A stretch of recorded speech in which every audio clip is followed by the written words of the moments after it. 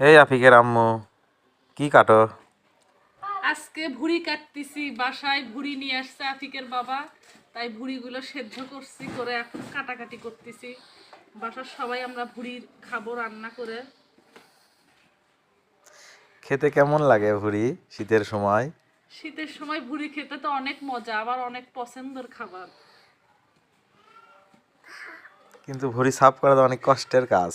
মনে হয় কাজ বেশি হয়ে গেছে আজকে। হ্যাঁ, ভুড়ি পরিষ্কার করা অনেক কষ্ট। মেয়ে করে তো খালি কষ্ট, ছেলে মানুষের তো কোনো কষ্ট নাই, রান্না করা আর খাওয়া। ছেলে ছেলে মানুষ কষ্ট করে কামাই করে নিয়ে আসে, আর মেয়েরা চমচমাচম খায়। তাই নাকি? এ খাওয়াও হবি জিগরি ভাজি, খালি লাল লাল করে। আপনারা যদি খেতে চান তাহলে মিজানের বাসায় চলে আসেন। আল্লাহ হাফেজ, সবাই ভালো থাকবেন।